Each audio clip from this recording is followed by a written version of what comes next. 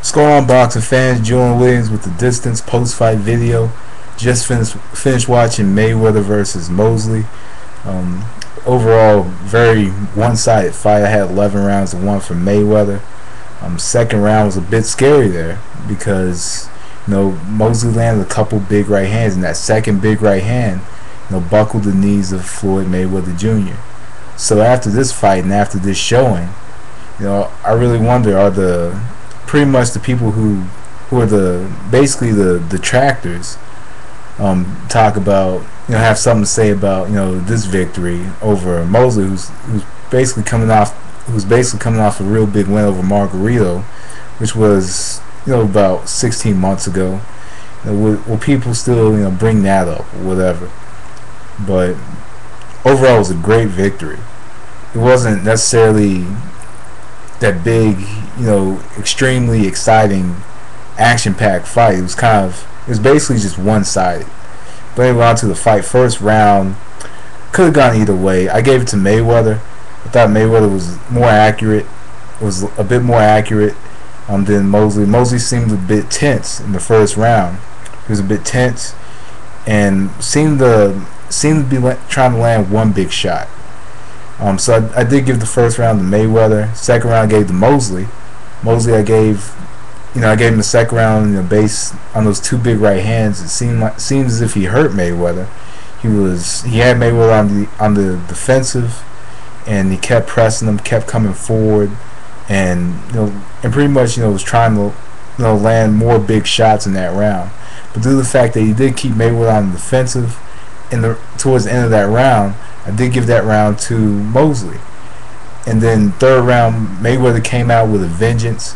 Came out with pretty much a vengeance. He was very accurate, landed very clean shots, and primarily he threw that left. It was pretty much the straight left hand right hook that was landing, and it's pretty much, you could make that the case for 4 through 11. Really, I mean 3 through 11, excuse me, because Mayweather was just landing straight left hand, left hook off the jab, overhand right. Sometimes he was getting that uppercut in, and pretty much he was throwing the same assortment of shots throughout the whole through about 3 through 11. Was landing the same assortment of shots, and Mosley really did not have an answer for that. Mosley continued getting countered. He continued walking into a lot of shots, and really couldn't get anything off in those rounds. And then round 12 came. Mosley kind of came out and tried to come out a little bit strong, but he didn't really have an answer for Mayweather in that round. I honestly thought that Mosley would come in round 12 and have a very strong, impressive showing in round 12. And he did come out strong in round 12, but it wasn't enough. Wasn't strong enough.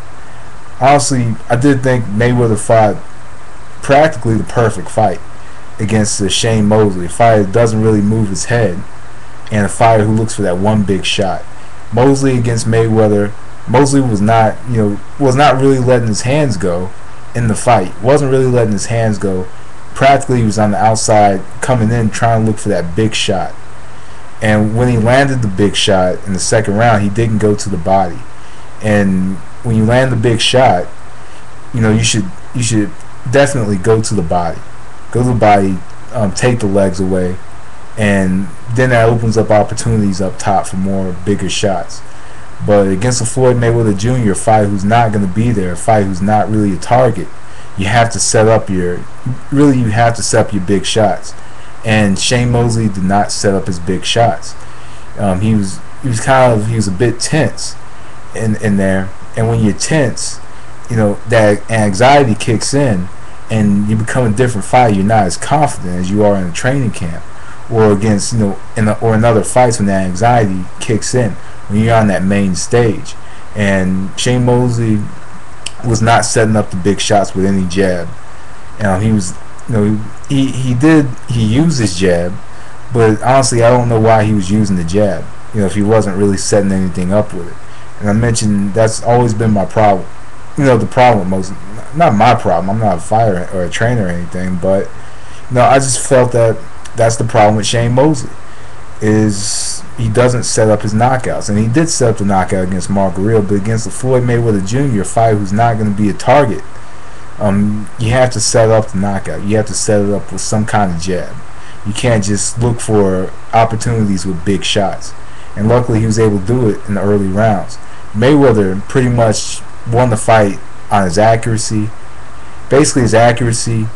He was able to get in bigger shots, land 2-3 punches at a time, different assortments of shots. He moved around the ring, was basically the ring general. And really he moved from side to side. He was fighting off the ropes. He was fighting from the corners, using the corners sometimes. He was, and when they had breaks, he was coming out on angles, off the breaks. And and actually he was doing really well at the center of the ring against Mosley. And he looked very impressive at the fighting at the center of the ring. And really Mayweather against the Mosley, fighting at the center of the ring, I always thought Mosley would have the upper hand fighting at the center of the ring, but Mosley, no head movement really. You could see the effects of those shots after the fight, and no head movement. Just looking for the big shot from the outside. Mayweather was keeping his range. He was keeping his range. Mosley was at a certain area, and then he was trying to land that big right hand, and he couldn't land it. You can't really land. You can't just land a real big right hand on an elusive target. But overall, one-sided fight. It was very interesting. It was very interesting, to say the least. I liked the fight. I'm not gonna say I hate the fight, but I'm just the type of person, I don't like one-sided fights, but it happens in boxing. It happens when you have two fighters who who have different styles, but one style, pretty much is superior to the other style. Mayweather's a fighter who stands from angles, and was actually fighting from angles. And Mosley is a fighter who stands, who squares up and pretty much fights. And this was basically a fighter versus a boxer match. And Mosley being the fighter, Mayweather being the boxer. And Mosley couldn't make Mayweather become a fighter. And for a fighter to be a boxer, a fighter has to make the boxer become a fighter. And Mosley was not able to do that. But there were moments in 3 and 4 when Mayweather did become a fighter. And when he became a fighter, he was beating him to the punch, like getting his shots off first. He was beating him to the punch. He was accurate. He was landing really good combos. And Mosley didn't really have an answer for that. He just continued getting hit with combos, getting caught off guard with combos, and it was just to me it was just one-sided. I had 119, 109. That's what I had it. I gave 1 round to Mosley. Overall, please give us Pacquiao versus Mayweather next, please. I think it's what the boxing public wants to see. Honestly, I think it's what the world wants to see. Put the testing bullshit to the aside, all that shit, and just pretty much give us the fight us boxing fans want to see. I guess settle the little thing between the Pac-Tards and the Mayweather fans. I'm a fan of overall boxing. I'm not even gonna say who I'm leaning towards in the fight, because it's a difficult fight to really score. And Pacquiao, I think, would be much busier than Shane in a fight like that, because Shane just wasn't necessarily busy enough, because he was discouraged because he couldn't get his shots off. He just seemed like a beaten fighter by round 6 or 7. He just seemed like a different fighter. But anyway, please just give us Golden Boy Top Rank. Give us Pacquiao versus Mayweather. Maybe fall, winter 2010. Just give us the damn fight. Anyway, that was The Distance. Thanks for watching. Peace.